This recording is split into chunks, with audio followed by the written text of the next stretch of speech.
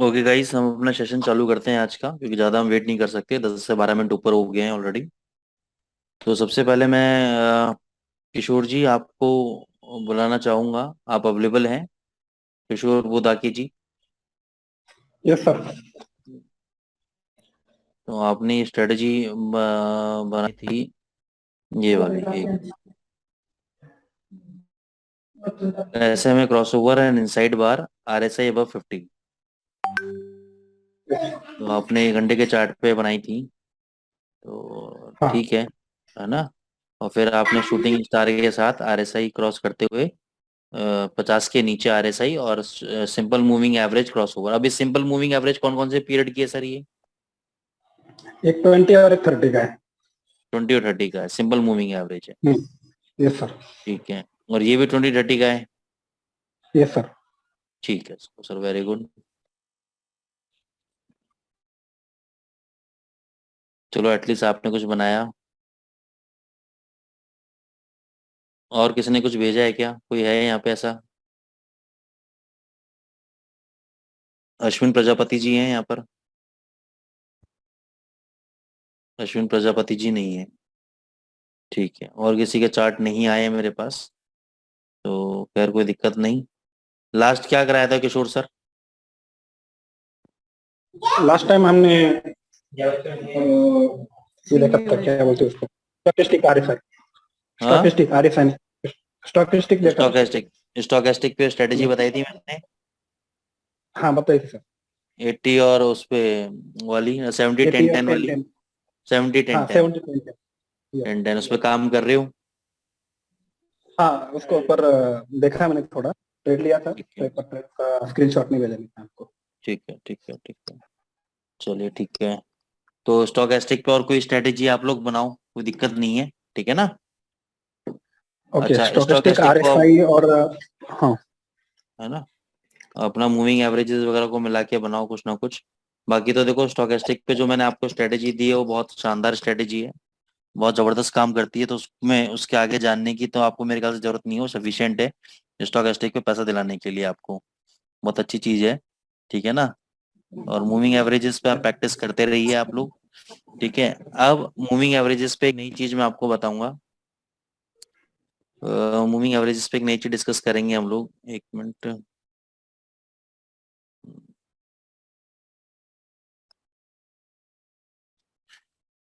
Screen share कर देता हूँ मैं आप लोगों के साथ।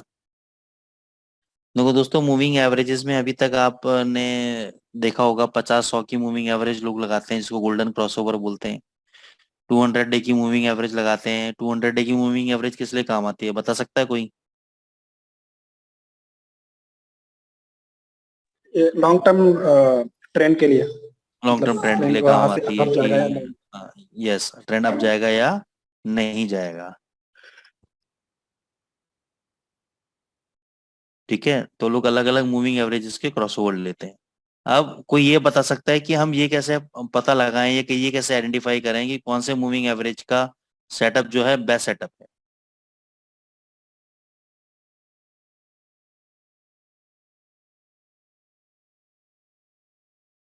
बताएं।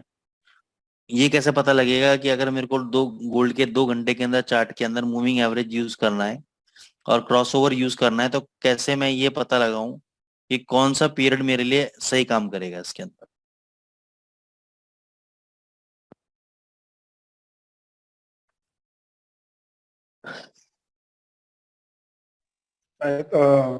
फिफ्टी का यूज करेगा यहाँ पे। अच्छा, क्यों यूज करेंगे 50 का हम? चार्ट के ऊपर देखा है मैंने थोड़ा उसका, अच्छा, ठीक है, फिफ्टी के ठीक है, ऊपर। ठीक है, गुड अटेम्प्ट, कोई बात नहीं, आपने अच्छा एटलीस्ट प्रयास किया आपने बोलने का। तो दोस्तों देखो, सबसे बड़ी बात है कि क्या होता है, एक सॉफ्टवेयर आता है। ठीक है ना? उस सॉफ्टवेयर के अंदर क्या होता है कि आपने मान के चलो 2 घंटे चार्ट के अंदर अगर आप ये पता करना चाहते हो कि मैं कौन से मूविंग एवरेज का कॉम्बिनेशन सबसे अच्छा रिजल्ट देता है, तो आप उसमें दो, उसमें पॉइंट होते हैं उस सॉफ्टवेयर के अंदर। ठीक है, एक होता है स्टार्टिंग पॉइंट,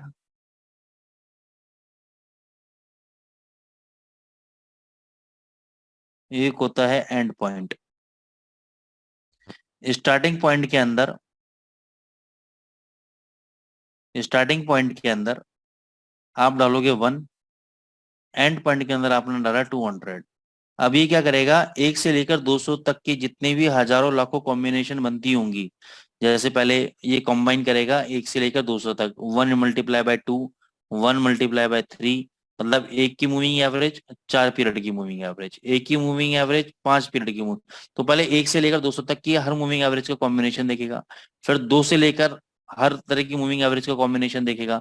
ऐसे ना जाने कितने हजारों कॉम्बिनेशन ये टेस्ट करेगा, ठीक है ना। और आपको बता देगा कि इस टाइम फ्रेम के अंदर ये दो मूविंग एवरेज का कॉम्बिनेशन अगर आप यूज करते हो तो सबसे बेस्ट है। अब क्वेश्चन ये आता है कि वो वाला सॉफ्टवेयर तो हमारे पास है नहीं, वो तो कॉस्टली आते हैं सॉफ्टवेयर वगैरह सारे, तो हम मैनुअली या जुगाड़ वाले तरीके से कैसे पता लगाएं कि कौन से मूविंग एवरेज का क्रॉसओवर सबसे बेस्ट कमाइन काम करेगा। और दोस्तों जो ये तरीका मैं आपको बताने जा रहा हूँ, पूरे हिंदुस्तान में छोड़ो, पूरे वर्ल्ड के अंदर आपको कोई नहीं बताएगा। ना ही ये आपको यूट्यूब पे मिलेगा, ना ही आपको गूगल पे मिलेगा। हो सकता है कि आने वाले समय के अंदर या कुछ समय के अंदर किसी मेरे स्टूडेंट ने यूट्यूब पर डाल दिया हो, क्योंकि मैं काफी साल से पढ़ा रहा हूँ, तो किसी ने बना के डाल दिया हो ये मेथड। लेकिन अगर आपने नहीं मिलेगा तो समझो कि अभी आपको ये मेथड मैं आपको बताने जा रहा हूँ, और बहुत ही यूनिक मेथड है और सिंपल और अच्छा मेथड है। देखो क्या होता है, बाजार में ना साइकिल होती है। साइकिल्स का मतलब क्या है, ये डाउन जाने की साइकिल, ये अप जाने की साइकिल, तो बाजार हमेशा साइकिल्स में ट्रेड करता है। तो मैं मानता हूँ बाजार मान के चलो 360 डिग्री एंगल पे ट्रेड कर रहा है, बाजार 360 डिग्री एंगल पे ट्रेड कर रहा है, ठीक है। इसका अगर मैं आधा ले लूं तो कुछ लॉजिक बनता है कि अगर ये आधा वाला एरिया बड़े वाले एरिया को क्रॉस कर रहा है तो एक बाय लेवल बनता है। तो इसी कॉन्सेप्ट के ऊपर, हालांकि ये बहुत स्टैटिस्टिकल कॉन्सेप्ट है, ज्यादा डिटेल में जाना नहीं चाह रहा मैं, इसी कॉन्सेप्ट के ऊपर हम मूविंग एवरेज का कॉम्बिनेशन निकालेंगे, ठीक है। अब जिस चार्ट को थोड़ा सा मैं बड़ा छोटा कर लूंगा, ये देखो ये मैंने बड़ा कर थोड़ा कर लिया। अब मेरे को क्या करना है, ये वाला इंडिकेटर आपका, ये देखो लेफ्ट में एक ये टूल है, नॉट एन इंडिकेटर, इस टूल को मैं यूज करूंगा, इस पे क्लिक करूंगा, इसको बोलते हैं मेजर। मैं एक साइकिल लूंगा यहां से लेकर और यहाँ तक ले जाऊंगा। यहाँ से लेके यहाँ तक जाने का क्या मतलब है, आप देखोगे यहाँ पे 341 बार्स दिखा रहा है। क्या दिखा रहा है आपको, 341 बार्स, यानी यहां से लेकर यहां तक का सफर इसने 341 बार में कंप्लीट किया है, ठीक है ना। तो अब मैं क्या करता हूँ, फॉर्मूला देखना आप, 341 डिवाइड बाई 2, 170 डिवाइड बाई 2, 85, यानी 85 और 70 की मूविंग एवरेज का कॉम्बिनेशन मैं इसके अंदर लूंगा। 85 और 170 की मूविंग एवरेज का कॉम्बिनेशन मैं इसके अंदर लूंगा।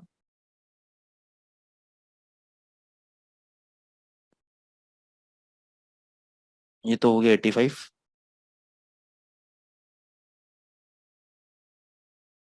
दूसरी वाली होगी 170। 2 घंटे का टाइम फ्रेम है।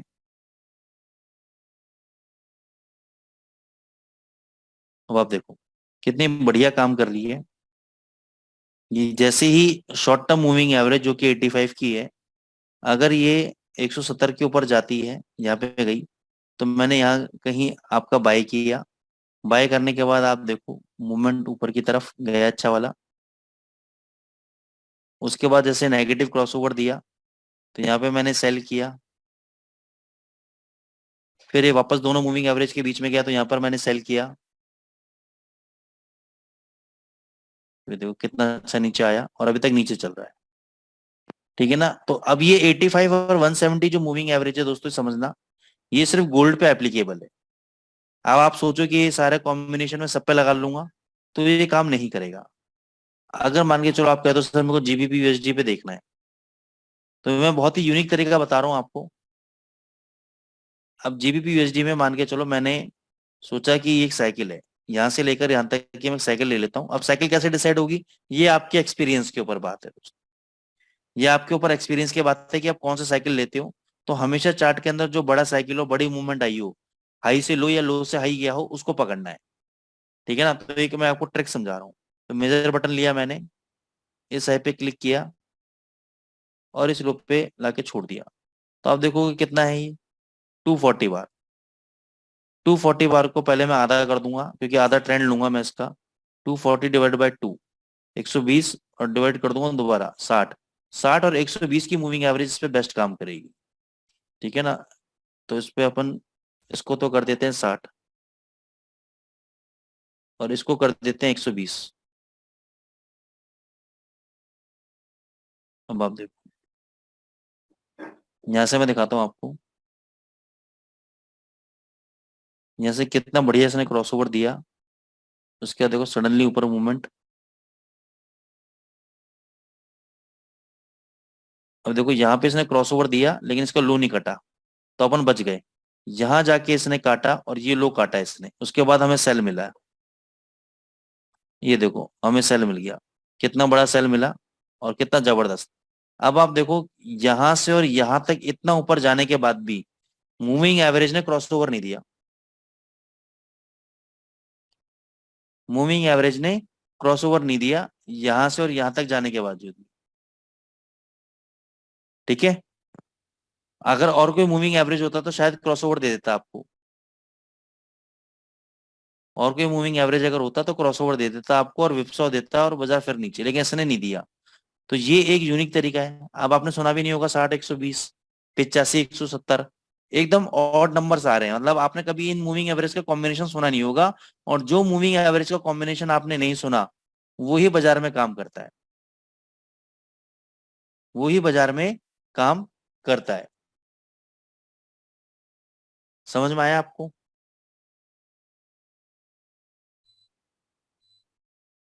हेलो। सर एक बार वापिस समझा दो।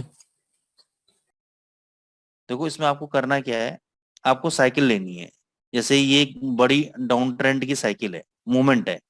अब आप कहते हो कि मैं ये वाली ले लूंगा, छोटी सी साइकिल, ये नहीं चलेगी। और आप कहते हो मैं ये अप ट्रेंड की ले लूंगा, छोटी, ये नहीं। चार्ट में जो थोड़ी सी बड़ी साइकिल हो, जिसमें बड़ी गिरावट आई हो, या मतलब हाई से लेकर लो तक नीचे आया हो, या लो से लेकर हाई तक ऊपर गई हो, ऐसी बड़ी मूवमेंट हमें पकड़नी है। अब मेरे को ये देखना है कि ये जो हाई से लेकर लो तक इसने लगाया है, कितने बार के अंदर लगाया है। तो ये मैंने मेजर टूल लिया, हाई पे लेके गया और नीचे लो पे जाके लगा दिया। तो 240 बार के अंदर इसने कंप्लीट किया है ये साइकिल। तो अब इस साइकिल का मैं दो हिस्से करूंगा।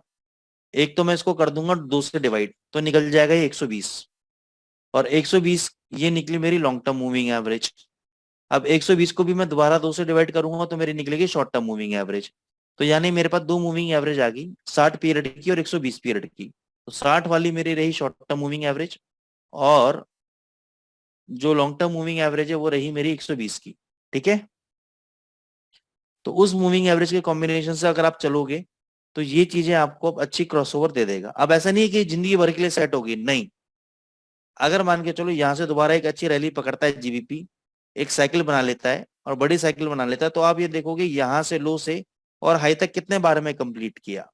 फिर उसके बाद आप क्या करोगे, दोबारा आप ये मेजर टूल लगाओगे, बार देखोगे और दो बार दो दो से डिवाइड कर दोगे, तो आपकी दो मूविंग एवरेज निकल जाएंगी। और हो सकता है कि इस बार आपकी मूविंग एवरेज की नंबर्स दूसरे हों, तो अब आने वाले समय में फिर वो मूविंग एवरेज काम करेंगी।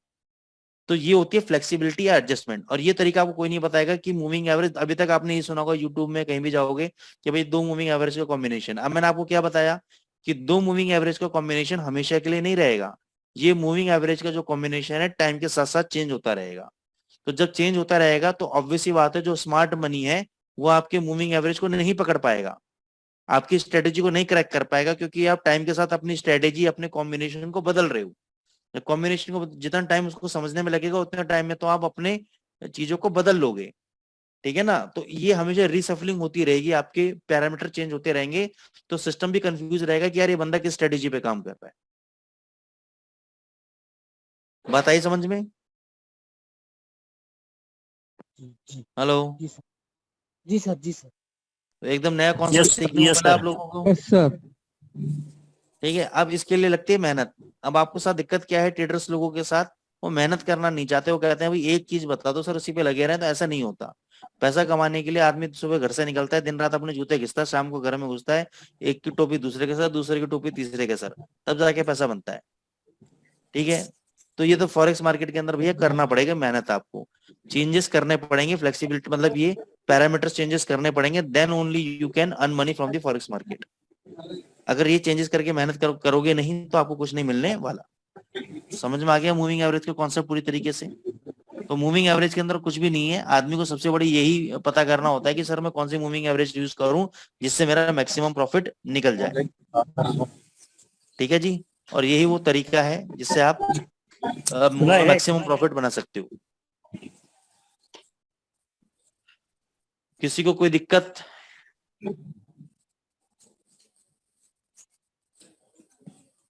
अपने इंडिकेटर्स कौन कौन से हो गए? आरएसआई हो गया, स्टोकेस्टिक हो गया, मूविंग एवरेज हो गया, और कौन से हो गए? बॉलिंजर पिवट बैंड हो हो गया, गया, पिवट। पिवट पॉइंट्स हो गए। वो तो एक उसमें पिवट पॉइंट पे एक और चीज है सीपीआर, वो मैं आगे चल के बताऊंगा मैं आपको। और आपके क्या बोलते हैं, बॉलिंजर बैंड हो गया आपका? नहीं हुआ सर। ठीक है, सर तो नहीं। बॉलिंजर बैंड पे फोकस करते हैं सर अपन। इस स्टॉक हैस्टिक पे वो शॉर्ट कैसे होता था बताने वाले थे। शॉर्ट कैसे होगा मतलब? मतलब प्लॉट 0.1 खरीदे तो 0.5 कैसे स्क्वायर ऑफ अच्छा, होना है।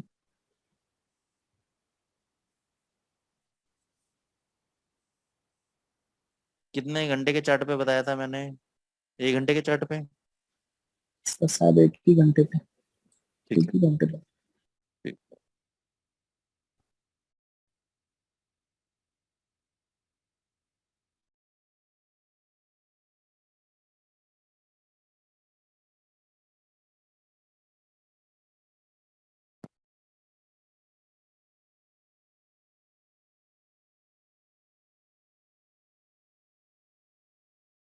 शॉर्ट बताऊं लॉन्ग बताऊं? दोनों सर, दोनों।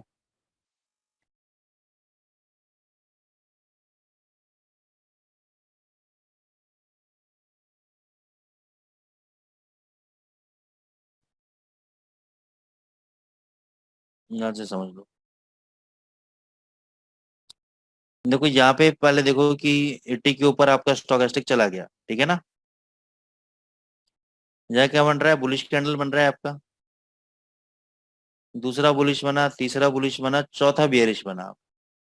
अब बेयरिश कैंडल जब बना, उससे पहले देखो कि ऐसा कोई कैंडल है जिसने हाई लगाया है। तो हाँ, इस कैंडल ने हाई लगाया है। हनीफ जी कुछ बोलना चाहते हैं आप?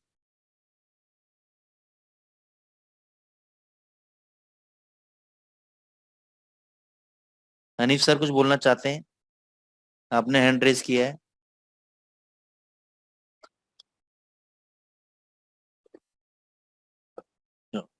तो ये जो कैंडल है इसने हाई लगाया, इसका हाई है 2033 का। Hello sir.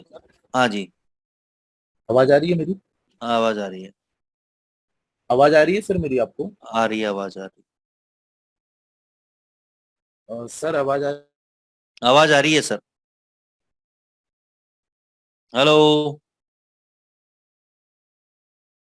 हेलो।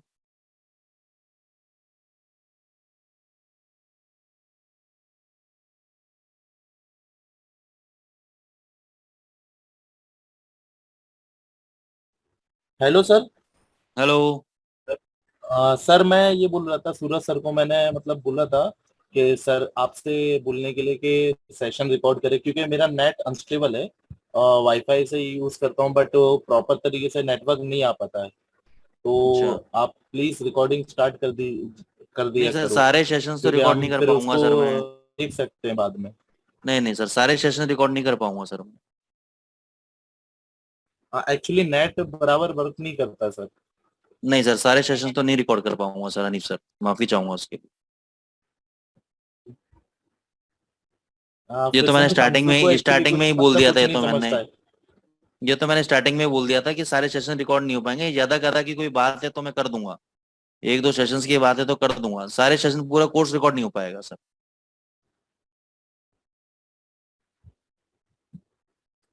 ओ- ओके सर, ठीक है। तो दोस्तों ये हाई है 2033 का, इसके ऊपर आप हाई लगाओगे, बाय करोगे।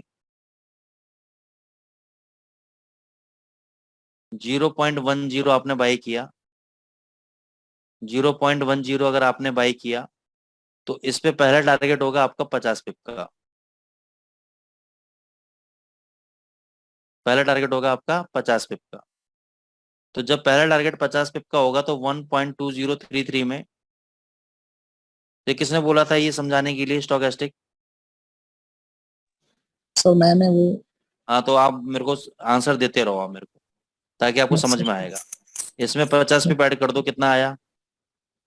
सर 2058 कितना 50 कितना 30 आया 833 बताओ? 2083। हाँ तो 2083 पे हम 0.05 का स्क्वायर ऑफ कर देंगे, ठीक है ना? हाँ ये देखो हाई लग गया, स्क्वायर 2186 का हाई लग गया, हमने स्क्वायर ऑफ कर दिया। ये समझना था ना आपको? सर, ये समझ गया था सर, वो पूछना था कैसे मतलब और जब सॉर्ट करना अच्छा होगा हम लोग को वो अच्छा, लाइव पे मतलब बताने स्क्वायर वाले थे। MT5 में कैसे यूज करना है? हाँ, नहीं लाइव पे आप सर बताने वाले थे कि ऐसे सॉर्ट हो जाएगा, आप उस दिन पूछे थे तो आप बताए थे कि ऐसे अगर शॉर्ट हो मार्केट जाएगा। 0.5 मतलब जब सेल करना होगा कैसे स्क्वायर ऑफ होगा। अच्छा, स्क्वायर ऑफ कैसे होगा ना, ये पूछ रहा हूँ ना, आधा हाँ लॉट कैसे हाँ स्क्वायर ऑफ होगा? हाँ हाँ हाँ, वो ठीक है, मैं बॉलिंजर बैंड एक बार खत्म कर लूँ, फिर एंड में बता दूंगा मैं, ठीक है ना? ठीक है सर ठीक। तो दोस्तों अब चलते हैं हम लोग अपने नेक्स्ट इंडिकेटर की तरफ, बॉलिंजर बैंड। मेरे को बस 1 मिनट दे दो, फाइल ओपन कर लेता हूँ अपनी। बॉलिंजर बैंड दोस्तों एक टेक्निकल इंडिकेटर है, developed by mister John Bollinger, are use to measure a market volatility and identify overbought and oversold. Basically जो बॉलिंजर बैंड है ये आपको बताता है वॉलिटिलिटी। वॉलिटिलिटी का मतलब क्या होता है? उठक पटक, कि कब आपकी उठक पटक बाजार में ज्यादा है, कब उठक पटक आपकी बाजार में कम है। तो ये बताता है आपके वॉलिटिलिटी के बारे में। ये बताता है कि बाजार कब शांत है और बाजार कब लाउड है। ये बताता है बाजार कब शांत है और बाजार कब लाउड है। ये लाउड हो गया बाजार, ठीक है ना? इसमें 3 बैंड्स होते हैं दोस्तों बॉलिंजर बैंड इंडिकेटर के अंदर। एक अपर बैंड होता है, एक मिडिल बैंड होता है, एक लोअर बैंड होता है। मिडिल लाइन होती है, अब इसको समझो ये होता क्या है। ऐसे 3 लाइनें होती हैं। ये जो बीच वाली लाइन है ये 20 पीरियड की सिंपल मूविंग एवरेज है। 20 पीरियड की सिंपल मूविंग एवरेज है। अब इस पे मैंने क्या कर दिया, 20 पीरियड की सिंपल मूविंग एवरेज की जो भी वैल्यू आई उसमें मैंने 2% ऐड कर दिया और 2% माइनस कर दिया। तो जो 2% ऐड किया उसके ऊपर मैंने एक लाइन ड्रॉ कर दी और 2% माइनस मैंने नीचे लाइन ड्रॉ कर दी। मेरा मानना यह है कि प्राइस इसी बैंड में 2% ऊपर 2% नीचे प्राइस इसी बैंड में घूमेगा, इसके ऊपर नीचे कहीं नहीं जाएगा, ठीक है ना? तो इसको इस तरीके से भी हम समझ सकते हैं। इसमें कॉन्सेप्ट होता है स्टैंडर्ड डेविएशन का। जैसे मान के चलो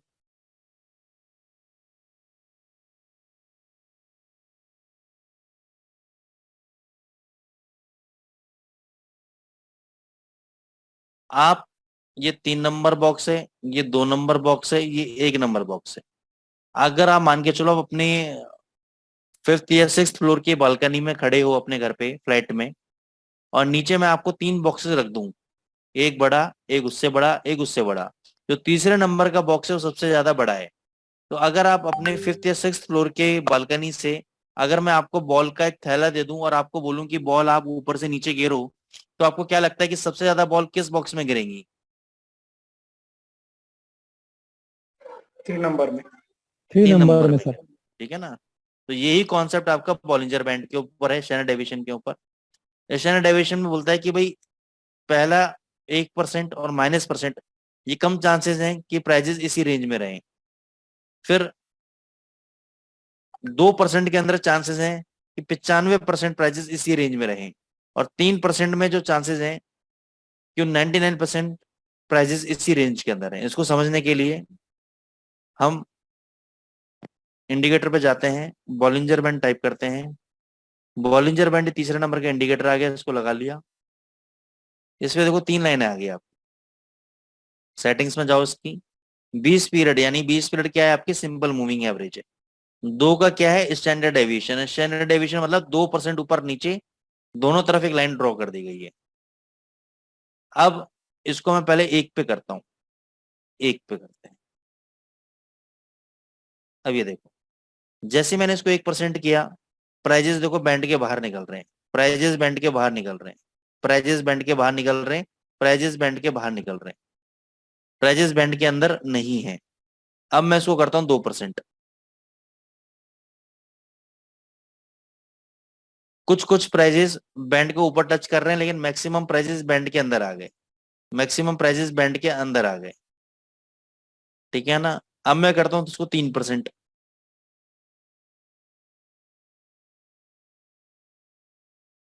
अभी देखो प्राइजेस हमेशा बैंड के अंदर ही चलेंगे, जैसे ये बैंड के बाहर जाएंगे तो बैंड के अंदर आने की कोशिश करेंगे, ठीक है ना।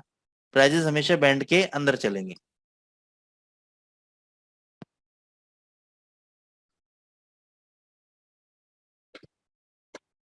प्राइजेस हमेशा बैंड के अंदर चले, ये होता है आपका स्टैंडर्ड डेविएशन का कॉन्सेप्ट। तो हम इसको डिफॉल्ट बाय 2 पे कर देते हैं। अब हम समझते हैं वॉलेटिलिटी को लेकर। अब ये देखो, अगर दोनों बैंड के बीच का डिफरेंस कम हो तो इसका मतलब बाजार साइडवेज है, बाजार में वॉलेटिलिटी कम है। लेकिन जैसे ही दोनों बैंड के बीच का डिफरेंस देखो बढ़ता गया बढ़ता गया, कितनी वॉलेटिलिटी आ गई, चाहे मूवमेंट एक तरफ की हो या दोनों तरफ की हो, कितनी जबरदस्त वॉलेटिलिटी आपको देखने को मिली।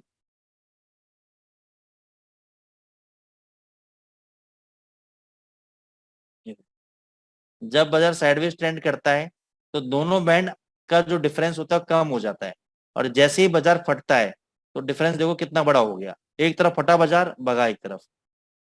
तो ये होता है जब भी पीरियड ऑफ वॉलेटिलिटी, जैसे ही बॉलिंजर बैंड के अंदर प्राइजेस शांत हो जाएं तो समझ लेना साइडवेज मार्केट है, और जैसे ही बैंड एक दूसरे से छोड़ के दूर जाने लगे तो समझ जाना कि अब पीरियड ऑफ वॉलेटिलिटी है, अब जो है ये प्राइजेस भाग जाएंगे, ऊपर नीचे हो जाएंगे।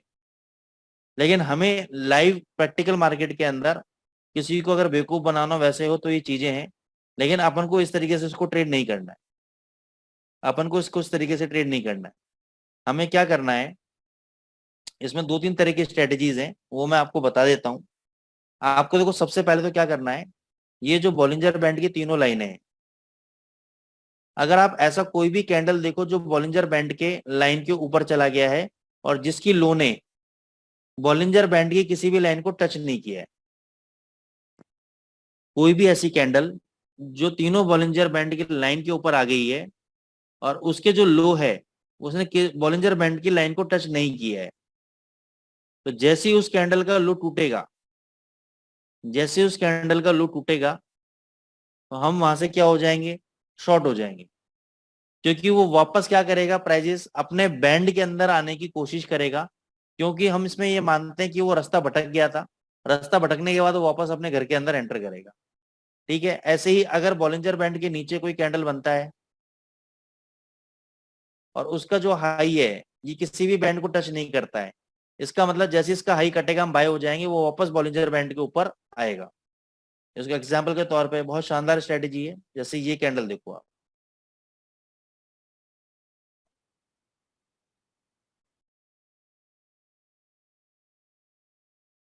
ये वाला कैंडल देखो आप, ये एकदम बॉलिंजर बैंड के बाहर बना है और इस कैंडल के हाई ने किसी भी बैंड को टच नहीं किया है। तो जैसे ही इसका हाई कटेगा हम बाय में एंटर हो जाएंगे, और उसके बाद देखो आप, ये मिडिल बैंड को टच किया फिर अपर बैंड को टच किया, तो एक अच्छी मूवमेंट आपको देखने को मिली इसके अंदर, सेफ 99। तो अब ये देखो दूसरा एग्जाम्पल, ये इस कैंडल को देखो, इस कैंडल के लो ने टच नहीं किया लेकिन इसका लो नहीं कटा, ये देखो यहाँ पे हल्का सा टच किया इस कैंडल ने, हम इसको कंसिडर कर सकते हैं क्योंकि यहाँ पे क्या इन्वर्टेड हैमर बना है, तो इन्वर्टेड हैमर बना है और कैंडल बॉलिंजर बैंड के बाहर बना है, तो इसको हम कंसिडर कर सकते हैं सेल के लिए। जैसे इसका लो कटा, सीधी मूवमेंट।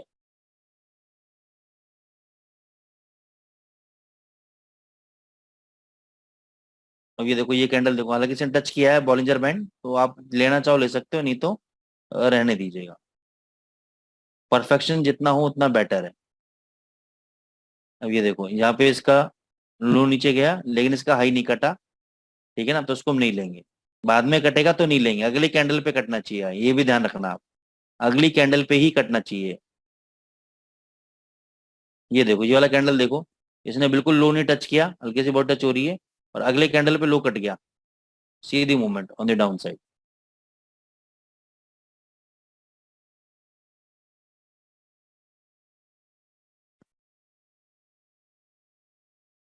ये देखो, ये इसका हाई नहीं टच हो रहा, बहुत माइन्यूट पॉइंट से अगर आप देखोगे, थोड़ा सा मैं एक्सपेंड कर देता हूँ। ये देखो कितना माइन्यूट पॉइंट से बच रहा है। अगले कैंडल पे लो कटा, अगले कैंडल पे लो कटा, सीधी मूवमेंट। तो मतलब 100 में से 9 ट्रेड आपके सक्सेस होंगे, एक दो ट्रेड है जो फंसेंगे, नहीं तो 100 में से 9 ट्रेड आपके हिट माने जाएंगे। ठीक है ना। अब ये देखो यहाँ पे ये एकदम बाहर बना, लेकिन इसका अगले कैंडल पे हाई नहीं कटा, तो हम इसको कंसिडर नहीं करेंगे। ठीक है, एक तो ये स्ट्रेटेजी होगी आपकी। दूसरी स्ट्रेटेजी आपकी यूरो यूएसडी पे मनी है। हो सकता है कि सारे करेंसी पेयर के लिए काम ना करें, इसमें हम ईएमए यूज करेंगे 1000 का। इसमें हम आरएसआई यूज करेंगे 68 और 32 की।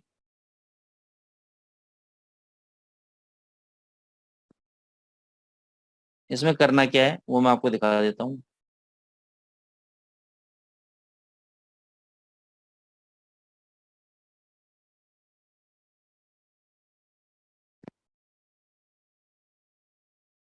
यहीं से चेक करा देता हूँ, थोड़ा सा आपको समझ आ जाए। देखो गाइस, बॉलिंजर बैंड में हम मिडिल बैंड को एक बार को छोड़ देते हैं। एक होता है आपका अपर लाइन और एक होती है लोअर लाइन बैंड के अंदर। तो हमें क्या करना है, ये जो रेड कलर की आपको मूविंग एवरेज दिख रही है, ये 1000 पीरियड की मूविंग एवरेज है। कितने पीरियड की? 1000 पीरियड की मूविंग एवरेज है। अब आपको क्या करना है, मेरे को ये चाहिए कि ये जो दोनों लाइनें हैं, सपोज ये आपका 1000 पीरियड का मूविंग एवरेज है, एक्सपोनेंशियल मूविंग एवरेज है। मेरे को बॉलिंजर बैंड की दोनों लाइनें, ये इसने ऊपर काटा और यहाँ पे इसने काटा, तो दोनों लाइनें मेरे को 1000 पीरियड की मूविंग एवरेज के ऊपर चाहिए, प्लस जो आरएसआई है वो 68 के ऊपर चाहिए मेरे को। जैसे फॉर एग्जांपल यहाँ पे मैं लूंगा वर्टिकल लाइन। मान के चलो यहाँ पे ये पहली जो लाइन थी बॉलिंजर बैंड की, जो ऊपर लाइन थी, इसने यहाँ ऊपर की तरफ क्रॉस ओवर किया 1000 मूविंग एवरेज को, और इसने यहाँ पे क्रॉस ओवर किया, नीचे वाली लाइन ने यहाँ पे क्रॉस, यहाँ पे जाके क्रॉस ओवर किया। अब इस लाइन के और इस लाइन के बीच में जो सबसे बड़ा हाई पॉइंट है उसको मैं लूंगा। सबसे बड़ा हाई पॉइंट कौन सा है दोनों लाइनों के बीच में? ये वाला। आरएसआई क्या है? 68 के ऊपर है। तो जैसे ही ये हाई कभी भी कटेगा, मैं बाय में बैठ जाऊंगा। ये हाई कटा 1.0247, कहाँ कटा है? यहाँ कहीं कटा आके, तो यहाँ पे मैं बाय में बैठ गया। इसको मैं यहाँ से हटा देता हूँ एक बार को। और देखो कितना ऊपर गया, 368। 247 पे बाई किया, 368, ऑलमोस्ट 100 सवा 100 पे अपन को मिल गए। अब यहाँ पे देखेंगे डाउन साइड के लिए, पहले बॉलिंजर बैंड ने, जो नीचे का बॉलिंजर बैंड है उसने पहले यहाँ पे लोअर लेवल पे काटा, जो ऊपर वाला बॉलिंजर बैंड है उसने इस कैंडल पे यहाँ पे 1000 पीरियड की मूविंग एवरेज को काटा। अब इन दोनों पीरियड के बीच में जो सबसे लोएस्ट पॉइंट है, कौन सा लोएस्ट पॉइंट? ये वाला। और आरएसआई क्या है? 32 के नीचे है। तो इस लो के कटने पे हम सेल करेंगे। क्या लो पॉइंट है? 1.0187, यानी 187 के नीचे हम शॉर्ट करेंगे यूरो यूएसडी को। हमने शॉर्ट कर दिया, कितना नीचे आया? 124। और अभी भी नीचे चल रहा है, अभी भी नीचे चल रहा है। कितना आया? 9930, मोर देन 200 पिप्स अभी तक चल रहा है नीचे, ऊपर नहीं गया अभी। अब ये देखो, इसको समझना, इस केस स्टडी को बहुत जरूरी है। यहाँ पे अपर बॉलिंजर बैंड ऊपर गया, यहाँ पे लोअर वाला जो बॉलिंजर बैंड है वो भी ऊपर गया। इस दोनों कैंडल के बीच में हाई क्या है? ये आरएसआई भी 68 के ऊपर है। अब इस कैंडल का हाई कटना बहुत जरूरी है। हाई है इसका 79 का। तो ये मैं देख रहा हूँ, आगे पीछे करके देख रहा हूँ, मेरे इसका हाई नहीं कटा। तो हाई नहीं कटा तो ये बाय का ट्रेड वैलिड नहीं है हमारे लिए। अभी तक हम शॉर्ट पोजीशन में चल रहे हैं।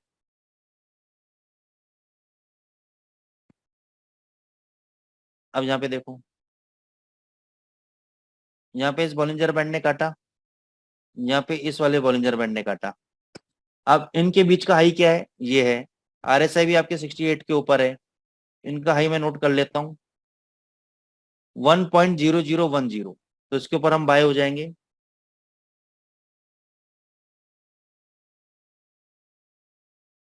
यहाँ पे हम कहीं बाय हो गए और चलने दो मूवमेंट। कितना ऊपर गया? 1.0110, 100 पिप मिल गए हमें, और ऊपर गया 197 तक। ये तो अभी कल परसों के ट्रेड्स हैं, और अभी भी ये आपका ऊपर ही चल रहा है। अब ये आप किसी भी पेयर में लगा के चेक कर सकते हैं। अब इसके अंदर एक स्ट्रेटजी और बताता हूं मैं आपको, जो अभी भी वैलिड है, अभी आज के लिए भी।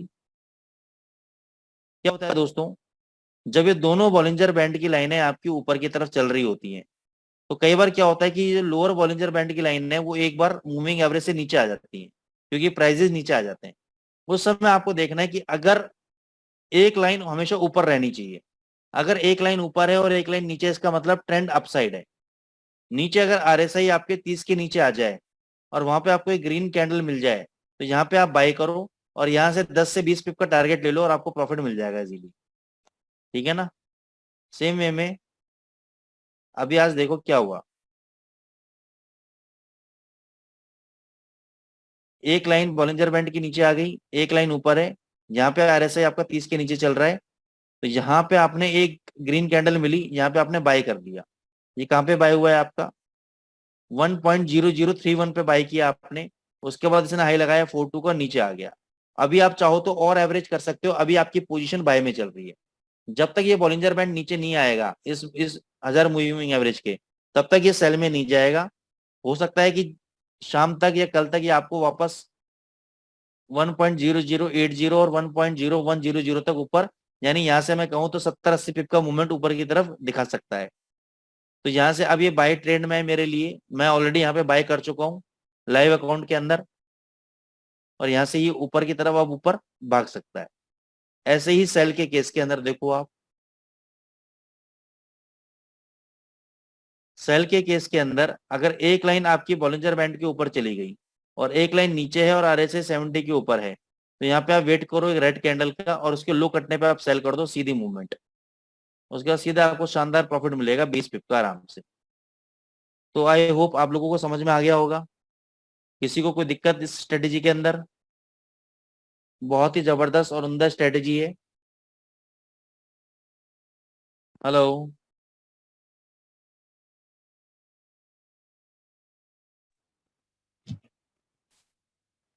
सभी को समझ में आया या नहीं आया? यस सर, आ गया सर। इसको आप प्रैक्टिस करो, जैसे स्टॉक एक्सचेंज की आप प्रैक्टिस कर रहे हो, इसकी भी प्रैक्टिस करो। बहुत शानदार जबरदस्त पैसा बना के देने वाली स्ट्रेटेजी है। आपके सामने करंट भाव पे मैं बता रहा हूँ, यूरो यूएसडी 1 चल रहा है 1.003 002, यहाँ पे बाय कर लो। आपको 20 पिप यहाँ से आराम से मिलेंगे, बैठ जाओ लेकर। हो सकता है 40 पिप भी मिल जाए आपको। नीचे और आए तो और एवरेज कर लेना, ठीक है ना? लेकिन जब तक ये बॉलिंजर बैंड की लाइन एक लाइन ऊपर है, तब तक ये बाय में है, सेल में नहीं है। ठीक है, अब यूवी जी आपका question. Hello UV. Yes sir. जैसे यूरो यूएसडी में मैंने 0.10 बाय कर लिया, ठीक है। ठीक है सर। अब मेरे को इसको आधा लॉट स्क्वायर ऑफ करना है, तो मैं डबल क्लिक करूंगा इसके ऊपर, वॉल्यूम में जाके मैं कर दूंगा 0.05 और क्लोज कर दूंगा। क्लोज करते ही देखो 0.05 रह गया मेरा, बाकी मेरा प्रॉफिट बुक हो चुका है, ये लॉस जो भी है, ठीक है। ठीक है सर। ठीक। सेम सेल के अंदर भी ऐसे ही है, मैंने सेल कर दिया, वही सिंपल डबल क्लिक करना है, 0.05 लेना है यहाँ पर, क्लोज करना है, आधा लॉट क्लोज हो गया, आधा लॉट बच गया, बस। उसके बाद इसको प्रॉफिट चाहूँ तो बुक कर सकता हूँ। ठीक है, बात आई समझ में? यस सर, आ गया। तो बहुत सिंपल है, कुछ नहीं करना है इसका।